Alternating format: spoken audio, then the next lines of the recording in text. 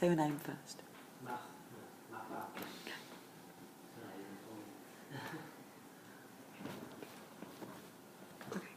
Okay. The subject that will be looked into is how has the closure of small venues affected the UK metal scene? So, start off by looking into what is metal genre. Could be said that within metal genre there is a strong following across the world. Thousands of people attend festivals, including the Graspop Melody in Holland, Woodstock Open Air in the UK, and Wacken in Germany, which next year is having its 25th year anniversary, and it's sold out within less than 48 hours. It's pretty amazing because it's thousands and thousands of people, so it shows how big a following it has. So that's across the world for the global trend of metal. Certain things that relate to metal is people are associated with having a long hair and piercing and tattoos, so there's that year of metalhead, which can also be related to common things, but I think that kind of shows kind of the diversity and roots of how it relates to different genres and things. Metal music can be perceived as being aggressive, which can affect within venues and where we play it and sort of the type of crowds that will come along to shows and things that are performed and the type of people that go. People that are looking into metal are usually going away from kind of pop genre and looking for something more than music, like virtuosity and like guitars and full bands and actual instrumentation.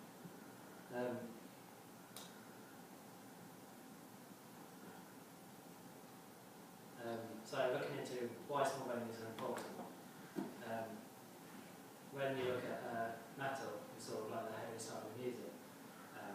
When you look at Gojira's kind of titles, heaviest band in the universe, sort of heavy style of music is not really accepted in types of venues and things.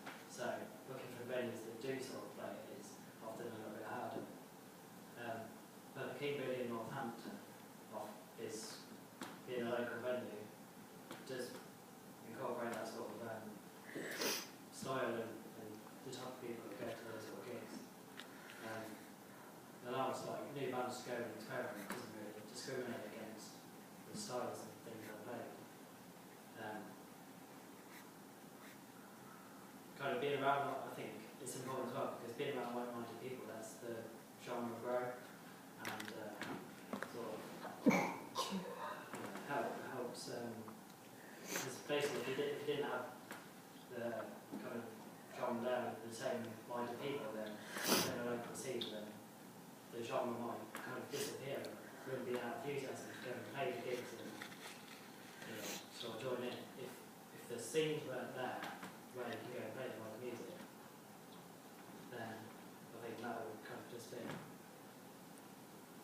I think with the closure of venues, if they're closing down, I think it can affect the genre because they'll get rid of places that people go to, people where like-minded people go and experience new things and can kind of get their excitement from the genre. If there was no venues about in a local area, for example, within an hour, you'd have to either travel somewhere, which would cost money and people might choose not to do, or settle for what is available locally. Again, a lot of places don't play that and things, so you might get rid of that play. Okay. And if there's nowhere to play, what's going to be a motivation to sort of learn and experience and kind of show it off to perform and sort of get together as a band and play. Again, like careers are making money out of the genre. Can be hard if no one wants it, then people won't do it. So if venues close down, we'll get rid of it. Research and sort of looking into kind of the history of where it came from, how it developed, leading up to now.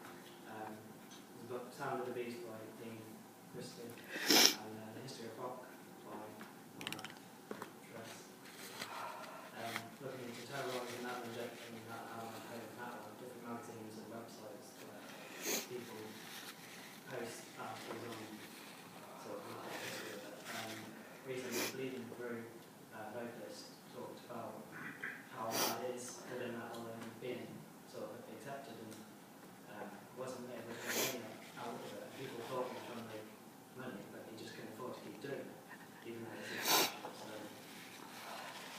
seeing someone in such a big in a band failing, so shows how it can be. Looking at also Theodore and John Peel, stuck in the aspect of venues played. John Peel with his wide range of sort of music.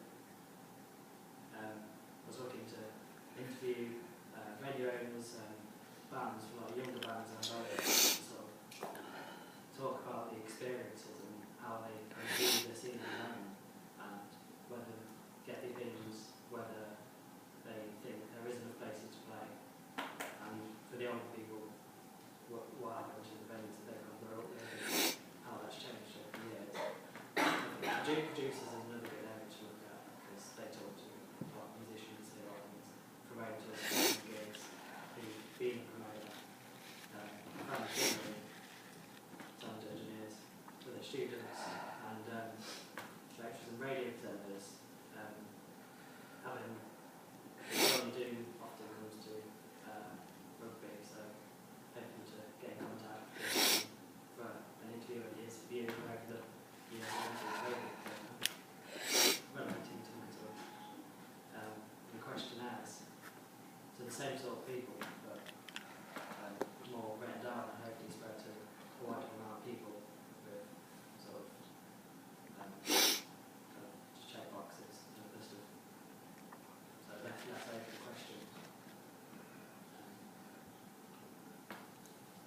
Using the information I've gathered, I'd like to critically analyse, develop, and understand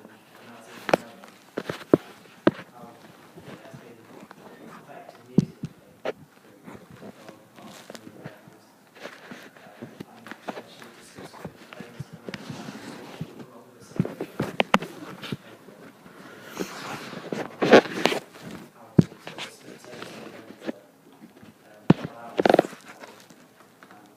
and see if there actually is a solution, or whether it's just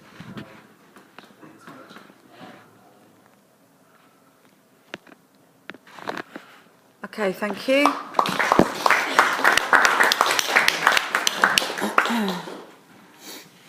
Okay, I have some questions for you. Has anything else they want to say? You two are incredibly late. Sorry. Has anyone got any questions? Okay, Matt. Be very careful how you're going to look at or include the history here, because this isn't supposed to be a historical document, and I think there's a danger of anybody that includes any kind of historical information here that really sucks away your word count, and it can be very easy that will allow you to sidetrack without sort of getting on with what it is that you want to find out. So just be very careful. Do structure that bit really carefully and include some specific examples, but don't allow that to take all your word count or your energy away from it. It seems to me that you're kind of arguing venues versus genre acceptance there. Yeah. Is that what you're saying, or is it because there are a set load of venues that are more geared towards? I think what I was specifically looking at was because it developed a change in my writing was more at how the venues that do it accept metal as they disappear, how that affects the actual music that comes out. I didn't just want to say the business side of they're closing because however, looking at the actual music kind of comes out, but then it kind of did turn into, as you said, genre acceptance. Okay. I mean, that becomes a part of the whole thing. I think ultimately what you need to be aware of is that it's always going to be, it comes down to the money. If a band is going to bring money in, I don't really think that the venues are going to be overly bothered necessarily about what genre it is. And it's notoriously difficult to get people at gigs that are part of a minority subculture.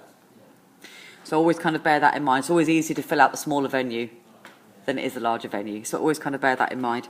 Also, if you're going to include any local examples, research it properly, because I would put forward the notion that the example that you gave is ideologically inconsistent with metal.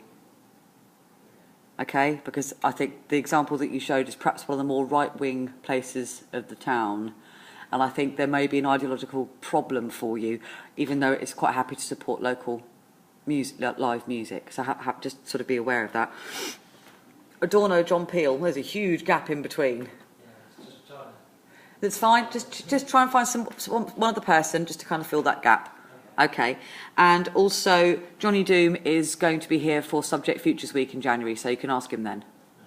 Well, it's just that kind of got mates and they'll say, "Oh, come around, Johnny Doom." So it's trying to. Might be better to have the conversation in an academic environment, though, rather than at a party. Great stuff. That's wonderful. Thanks very much.